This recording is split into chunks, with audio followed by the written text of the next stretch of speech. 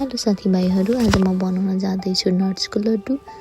र सबैभन्दा पहिले हामी लिन्छौँ डेट्स, सनफ्लावर सिड र पम्पकिन सिड, वालनट, अनि त्यसपछि त्यति नै काजु, अनि त्यति नै क्वान्टिटीमा पिल गरेको आमन्ड राखेको छु।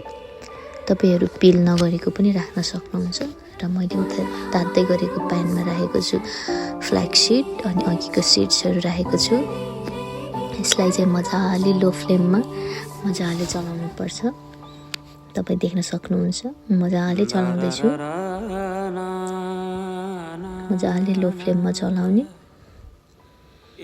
मजाले रोस्ट भइसकेपछि मैले राख्दैछु 1 चम्चा जति घिउ। यो चाहिँ गाईको घिउ हो। तपाईहरुले चाहिँ भैँसीको घिउ पनि राख्न सक्नुहुन्छ। र मजाले तातिसकेपछि मैले अघिको नट्सहरू काजु, वालनट र आमन्डलाई मजाले रोस्ट गर्दैछु। यसलाई पनि मजाले लो फ्लेममा रोस्ट गर्ने। तपाईं देख्न सक्नुहुन्छ मजाले रोस्ट गरिरहेको छु मैले लो फ्लेममा। र यता त्यो रोस्ट हुँदा सँगसँगै हामीले यता पिस्दैछौँ, डेट्स पिस्दैछौँ। यो डेट्स चाहिँ 2 कचौरा हो।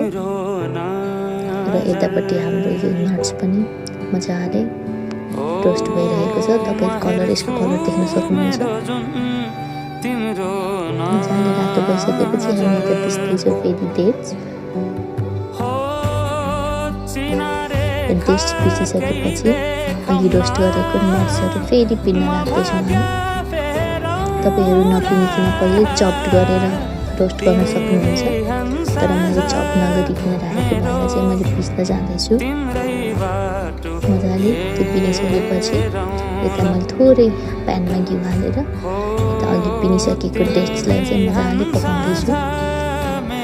र यसको क्वान्टिटी चाहिँ यतिको हुनुपर्छ। मजाले पक्क हुनुपर्छ यो चाहिँ।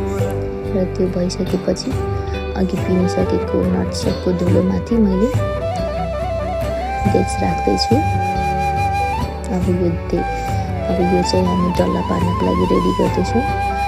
र यो मैले गरेको यो चाहिँ मेरो पहिलो नट्सको लड्डु। तपाईँ देख्न सक्नुहुन्छ यति राम्रो बनेको छ।